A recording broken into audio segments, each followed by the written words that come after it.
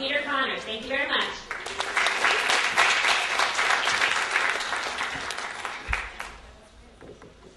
Shoot.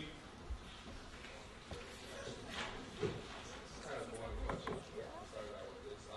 So, like, compared to your siblings' success, I mean, in the books, they're doctors and different things. Like, how does this make you feel, and like, how does it react to that? Right. Well, I mean, you know, success. Nothing succeeds like success, they say. So, you know, for a long time I was writing and sort of struggling. And as I talk about in the book, I started out publishing my work in really small journals. I think I say something like, you know, they were printed by strange people in basements with staplers and things like that. This is pre-internet. So I think, you know, there's one thing where, what's your conception of success? So when I first started writing, in my mind, I was a success every time I published a poem in one of those places because somebody was reading my work. And I sort of, you know, built on that and kept going and kept going. So there was my conception of success. But what you're talking about is more the societal thing of he's a doctor, he's a lawyer, and all that stuff. I think I was pretty able to divorce myself from that because it just wasn't who I was at any given point. And nobody had any you know, idea that I might end up taking that path. I was pretty much gone pretty early. So I think, you know, at one level, success for me was not ending up, you know, homeless. And at another level, now you have this, you know, my books coming out and things like that. So in a lot of ways, that's success. They're on par with whatever they're doing. Not that it's the same as saving lives by any means. But maybe sometimes it can be close. So there's that. Go ahead. Okay, I just wanted to ask, since the book was a lot about music, would you, like, if you were a teenager now, do the same thing you did 20 years ago, like follow a band around the country? And if so, what band would you follow and why? That's a really good question. I think the answer is yes. And I still, you know, go to as many concerts as I can. I mean, I have 3 kids, and I have a full-time day job in addition to my writing, so it's pretty hard to just pack up and take off for 2 weeks. But I go and catch shows whenever I can. In a couple of weeks, I'm going to go see the Further, which is sort of the remains of the Grateful Dead, in Cornell on February 14th on Valentine's Day. So I have obviously a very accepting and forgiving wife too. You know, bands. I feel like there's a bunch of bands that I like. I mean, I like to see Dark Star Orchestra. I like Fish. I used to go see a lot when I was, you know, younger, like in the early 90s. I didn't see them any of these tours. I like Widespread Panic. I like sort of all the bands that I came up with. But there's a whole second generation of jam bands that I sort of hear about, and then I don't, you know, and then I lose touch with. I just haven't kept up as much. So for me, I would probably be investigating those bands and checking them out more. As it is, it's like when I have the time, I tend to go to things that I know or that, you know, I'll be into, and I sort of know the music and I know what to expect. But I would be investigating those more. And I think it's pretty cool, actually, because it is, there is this sort of generational tier of these kind of bands where it started out, you know, with sort of the Grateful Dead or the Allman Brothers, different bands like that. And then you had these second-tier bands like Fish or Widespread Panic or Blues Traveler who came along in, say, the late 80s and early 90s. And now you have this third tier of bands, and these are the ones that I'm not as much in touch with that I would be. But they, you know, they have those influences, but then they also have really interesting, you know, they might have a hip-hop influence, or they might have a house music influence or something like that, and they're mixing things up in really interesting ways that all does the same service that, you know, the jam bands would have, which is these long, extended musical interludes. So that's probably what I'd be doing, finding out what I don't know now. Let's go on Pete. Pleasure to meet you. In the book, you were talking about you went to the Coliseum for one of the shows. Which Coliseum? Oakland. Okay. And, you know, you got caught up in the parking lot, had fun, Yeah. the LSD, the shrooms, and you eventually passed out. Right. And that seems like a very traumatic experience for, like, you know, most people wouldn't continue going and doing what they were doing. You just kept going. I wonder what was your motivation? Yeah. Well, my first time passing out was actually in church. And my brother passed out too in church, which I don't know if it's some sort of family thing or what. But I was kneeling for communion, and I don't know who goes to church, who knows what. But I was raised as an altar boy, and I was a Catholic.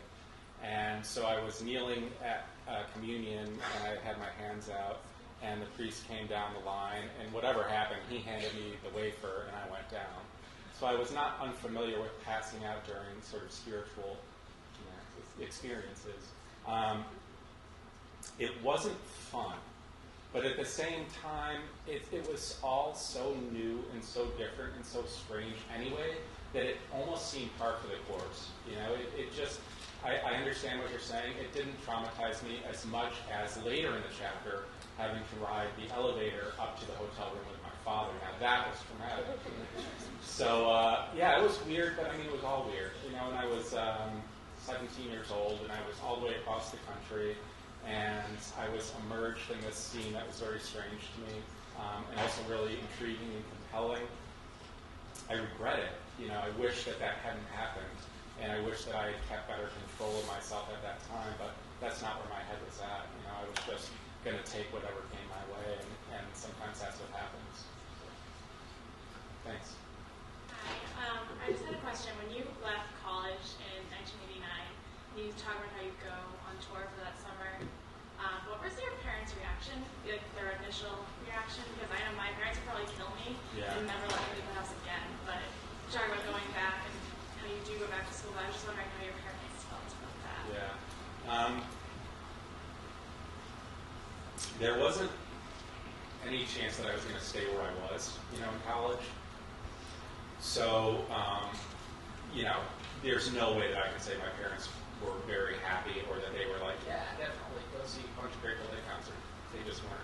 And they were also of a generation, they really came of age in the 50s, and they were very conservative, Republican, wearing a suit and tie to work every day, and, all these different things.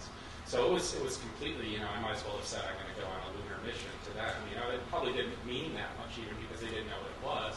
What they did know was that I was climbing a bus, Volkswagen van with a bunch of hippies, and I was going to be gone for 3 months or 4 months or whatever.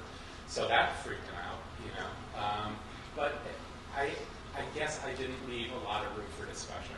I wasn't going to go back to the college I was at. They knew I was very unhappy there. And so I needed to do something. And so what I started to do was I was also applying to college sort of while I was going to shows.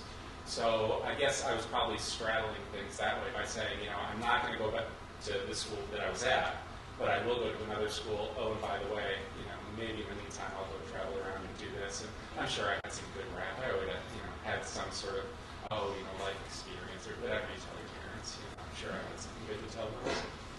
That's the beginning of writing. Lying. How's that, Chris? The beginning of writing is lying. You talked a lot about your time on the road, like your shows and the parking lots. What kind of stuff did you do when there was like the big gaps of time when they weren't? That's a great question. Nobody's ever asked that. There's tons of downtime. You're right, and there's lots of traveling in between. So you might be in a van for 10 hours with a bunch of guys. So I read a lot. That was started me on reading and also writing. I kept a journal. I made sometimes things like I sold these juggling sticks for a while. There's like a big long stick in the middle and 2 smaller sticks on the side, and you juggle it. And I had these things, I would wrap them in leather and sort of decorate them. I did that all the way from New York to California. And so you just kind of find ways to kill time. Listen to music, talk about the band. The other thing, though, especially traveling with the Grateful Dead at that time, was you had a whole bunch of people who were doing the same thing, right? So you could be at a rest area 300 miles away from your last show, and you're still running into people who are going to the next show. So there's this whole thing of, you're always meeting people, you're always sort of traveling. And especially at that time, I was really hungry to talk to new people and to see new things, and just the idea that I was out there traveling and experiencing things. I was really open to it, and I was really excited about it. So I was really drinking everything in, and I think my mind was really occupied and engaged by that.